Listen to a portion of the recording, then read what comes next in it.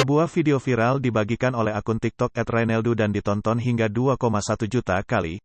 Terlihat dalam video tersebut seorang pengemudi ojek online sedang berjalan sambil memegang handphone saat banjir. Tak berapa lama pengemudi ojek online terjatuh hingga terperosok masuk ke dalam banjir.